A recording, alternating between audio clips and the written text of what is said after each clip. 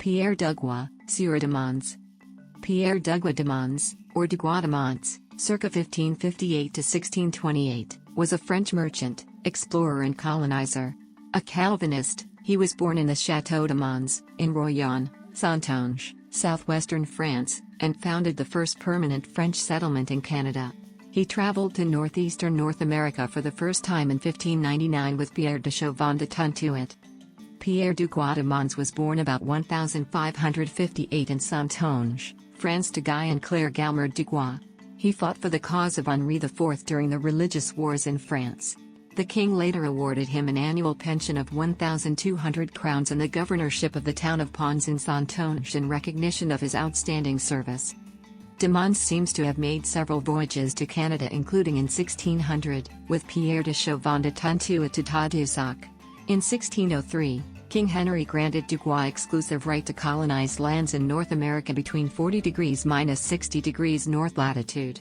The king also gave Dugua a monopoly in the fur trade for these territories and named him lieutenant general for Acadia and New France. In return, Dugua promised to bring 60 new colonists each year. In 1604, Dugua organized an expedition, underwritten by merchants in Rouen, Saint-Malo, and La Rochelle, and left France with 79 settlers, including François Gravé Dupont as senior officer, royal cartographer Samuel de Champlain, the Baron de Poutrincourt, apothecary Louis Hébert, a priest Nicolas Aubry, and Mathieu de Costa, a legendary linguist, the first registered black man to set foot in North America, and a Protestant member of the clergy. Entering Bay Française, the Bay of Fundy, in June 1604, he and his settlers founded a colony on St. Croix Island.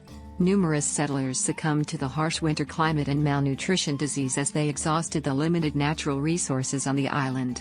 The colony moved to better land on the south shore of Bay Française at Port Royal in 1605. Following the disaster of the St. Croix settlement in the winter of 1604 to 1605, the French began to look for a more hospitable location for a colony. During this time, they encountered Native Americans along the northeastern coast of the continent, and also had a pair of native guides in their party, the man who was named as Panaunias, and his wife who came from the part of the country they were exploring. Traveling along the coast, Samuel de Champlain is given to have recounted their meetings with the natives, noting when the languages between the groups began to vary. Also, it was noted that the natives who lived in this area also practiced cultivation, particularly methods of farming that were new to the French explorers.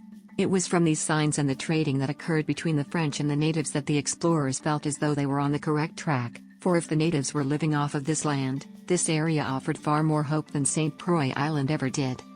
In 1606, Hendrik Lonck, the Dutch West India Company sea captain, boarded 2 of Dugua's boats, and pillaged them for furs and munitions. The Port Royal settlement survived and prospered somewhat until 1607, when other merchants protested the monopoly, which the king had to revoke. As a consequence, Dugua and the settlers had to abandon the colony and return to France. Dugua then turned his attention to the colony of Nouvelle-France in the St. Lawrence River Valley, after ceding Port Royal to Poutrincourt. He never came back to the New World, but he sent Champlain to open a colony at Quebec in 1608, thus playing a major role in the foundation of the first permanent French colony in North America. Henry IV appointed him as governor of the Protestant city of Pons, Charente-Maritime from 1610 to 1617, when he retired. He then oversaw the construction of the monumental grand staircase along the ramparts near the Keep of Pons. This 6-level staircase connected the once segregated upper city to the lower city.